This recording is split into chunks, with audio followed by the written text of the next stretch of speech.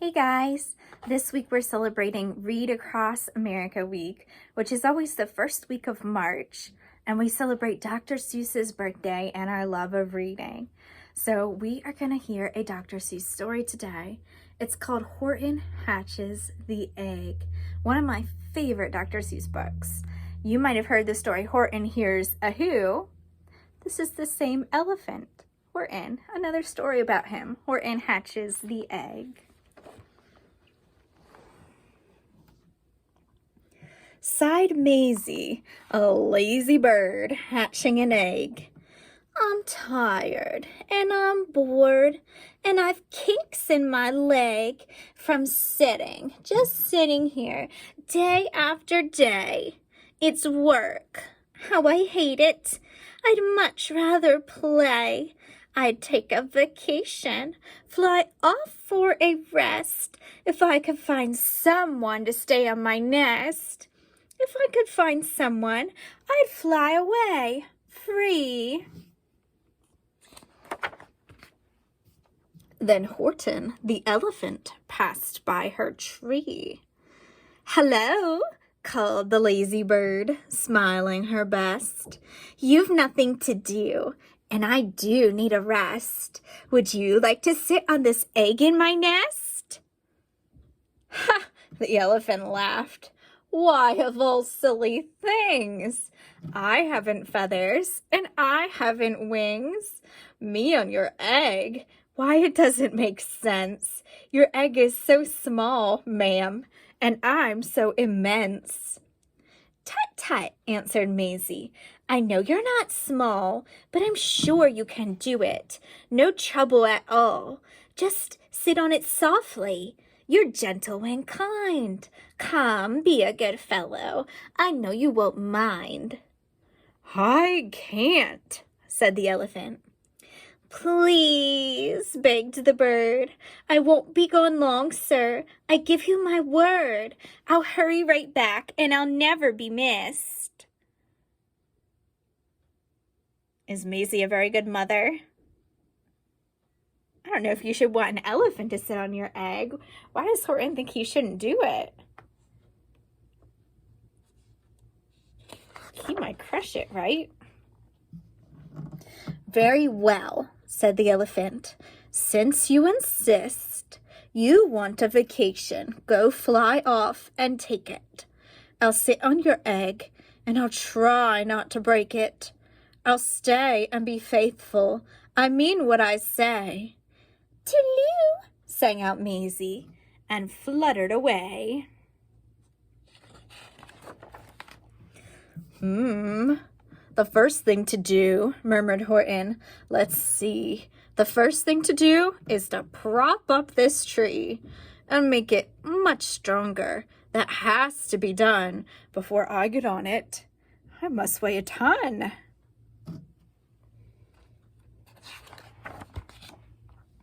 Then carefully, tenderly, gently he crept up the trunk to the nest where the little egg slept. Then Horton the elephant smiled. Now that's that. And he sat, and he sat, and he sat, and he sat.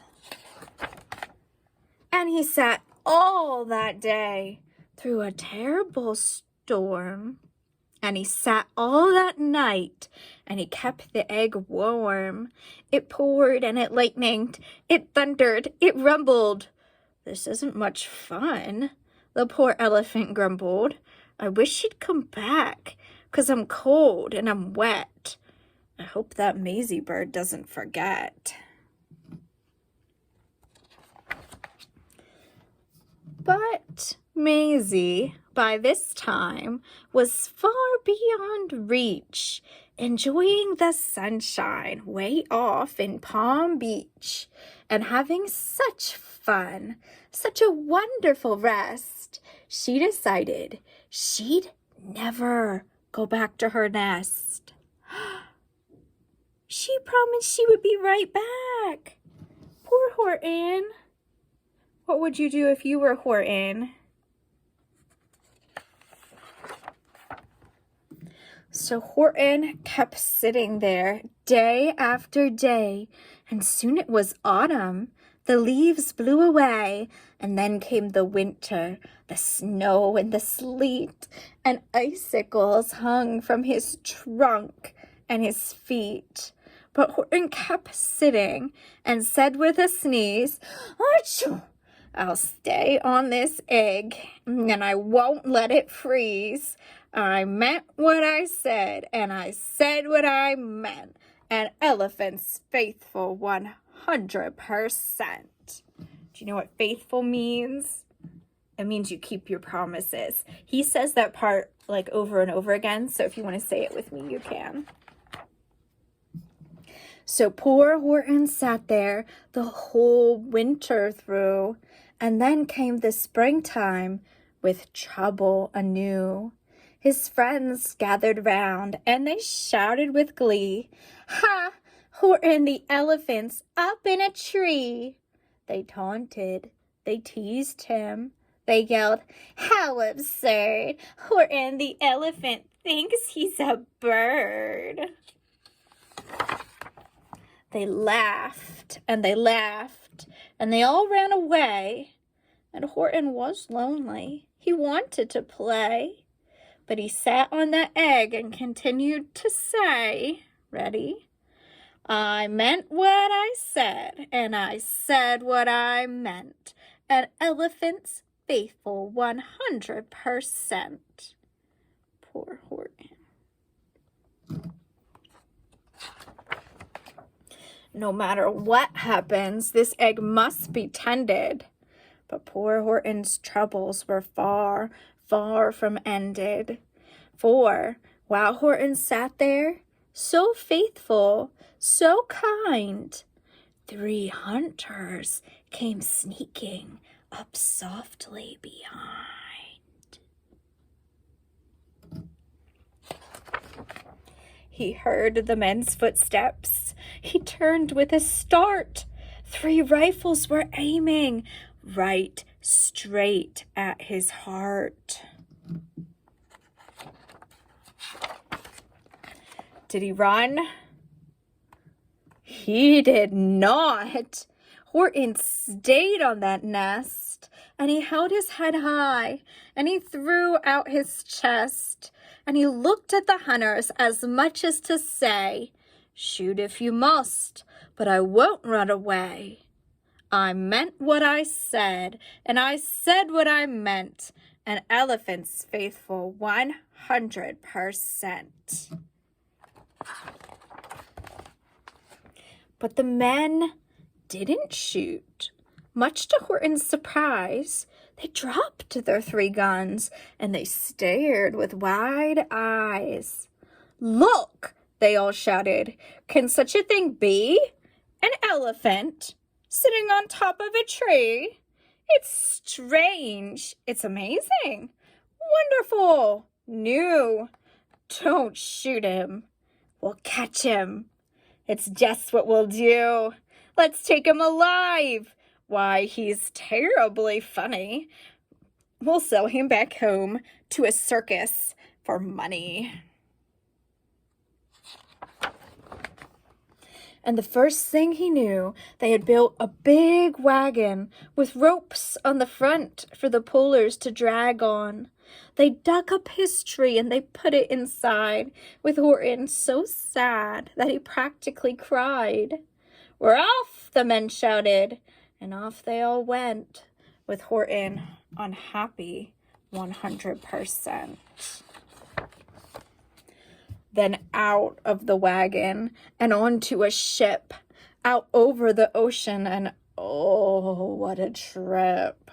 Rolling and tossing and splashed with the spray, and Horton said, day after day after day, "I meant what I said, and I said what I meant, but oh, I am seasick 100%.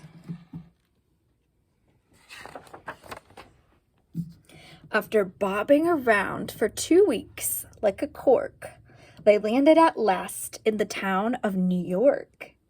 "All ashore!" the men shouted, and down with a lurch went Horton the elephant, still on his perch. Tied to a board that could just scarcely hold him, bump, Horton landed. And then the men sold him. Sold to a circus. Then week after week, they showed him to people for 10 cents a peek. They took him to Boston, to Kalamazoo, Chicago, Weehawken, and Washington too. And everywhere, thousands of folks flocked to see and laugh at the elephant up in a tree. Poor Horton grew sadder the farther he went. But he said as he sat in that hot, noisy tent, "I meant what I said, and I said what I meant. An elephant's faithful 100%.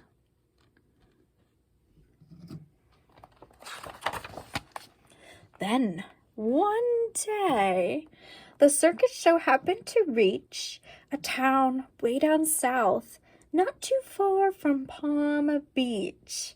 And waddling along, way up high in the sky, who of all people should chance to fly by but that old good-for-nothing bird, Runaway Maisie, still on vacation and still just as lazy. And spying the flags and the tents just below, she sang out, "Why, what fun! I'll go to a show."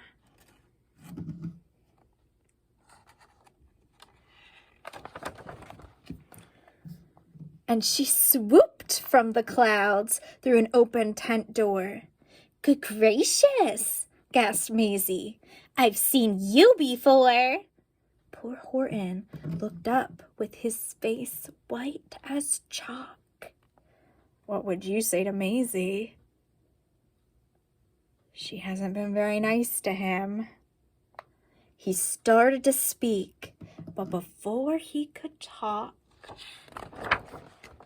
there rang out the noisiest, ear-splitting squeaks from the egg that he'd sat on for 51 weeks. A thumping, a bumping, a wild, alive scratching. "My egg!" shouted Horton. "My egg! Why, it's hatching!" "But it's mine!" screamed the bird when she heard the egg crack. The work was all done. Now she wanted it back. "It's my egg," she sputtered. "You stole it from me. Get off of my nest and get out of my tree."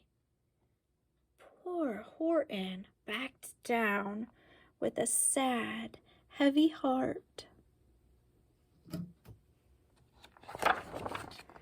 But at that very instant, the egg burst apart, and out of the pieces of red and white shell, from the egg that he'd sat on so long and so well, Horton the elephant saw something whiz.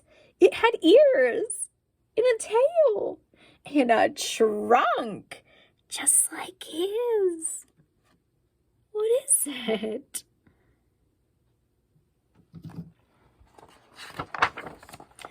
And people came shouting, "What's all this about?"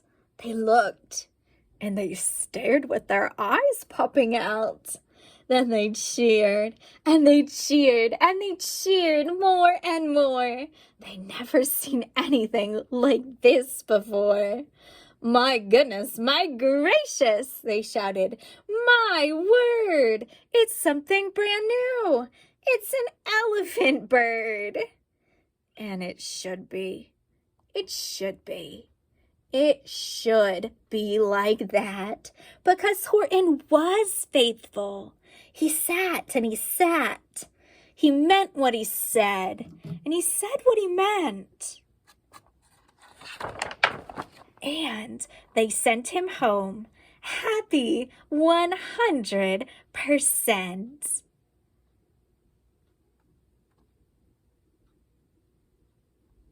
The end. I love that story about Horton. Have a great Read Across America week. Bye.